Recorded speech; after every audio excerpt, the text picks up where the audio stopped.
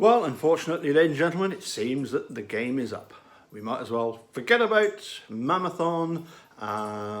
Somebody needs to get in touch with Kathleen Zellner and tell her that it must be that Stephen Avery is guilty.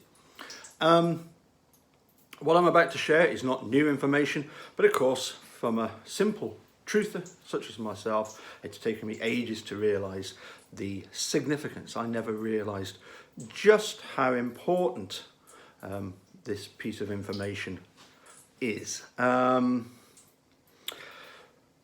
So let me first of all, a bit of background. As some of you know, Eric did a series looking at the most compelling evidence against Stephen Avery, such as the blood in the RAV4, but clearly planted at least a dozen places where it should have been, where it wasn't.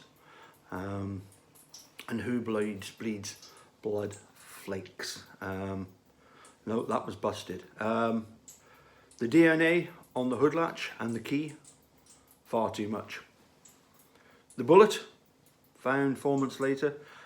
The only problem with that, of course, it's got wood embedded in it and it's sitting on a layer of dust.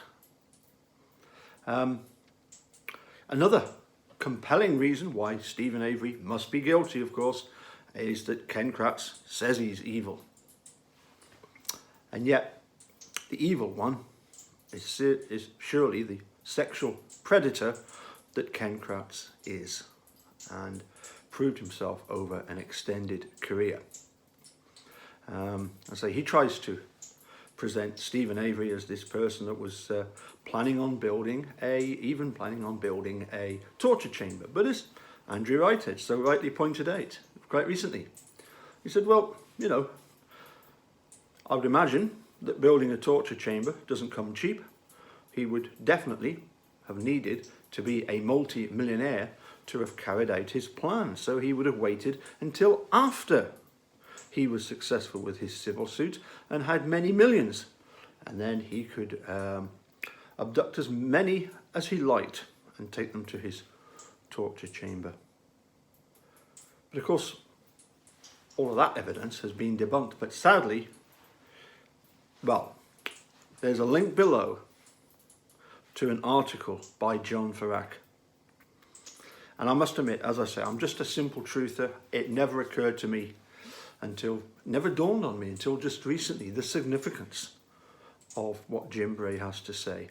Unfortunately, as far as I can see, all it needs is for Lisa Comfer, the state appeal lawyer that's handling the case now, to simply go and get an affidavit from Jim Bray, and all this will be over. The article is the post-Crescent article. As I say, it's not new information. It was by John Farrak on April the 6th, 2016. Headline: Jim Bray, the politician, announces that Stephen Avery's eyes prove he's guilty. Jim Bray, when Making a Murderer first came out, wrote a letter to the Sheriff's Department, and that's what he put. Now, Jim Bray, he's a politician, he's an alderman in Manitowoc County. These are guys you can trust to tell the truth. There is no way that a politician from Manitowoc would lie about something as serious as Stephen Avery's eyes proving that he's guilty. So, as I say, as far as I'm concerned, I'm going to get in touch with Eric cancel MaM-a-thon, get in touch with Kathleen Zellner and tell her, look, you do realise that it's only going to be a matter of time before Lisa Comfer gets in touch with the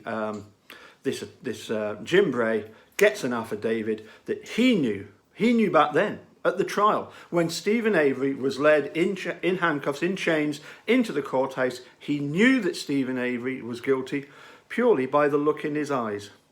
Hate to bring you this bad news, but it seems that, as I say, Steve and Brendan are guilty after all, because that's the main compelling piece of evidence against Steve and Brendan now. And as I say, it doesn't get more compelling than that, does it? That is their top defence now, is Jim Bray's opinion of Stephen Avery's eyes. But as I say, he's a politician. You know, no good shouting and arguing with me. The game must be up. Bye for now.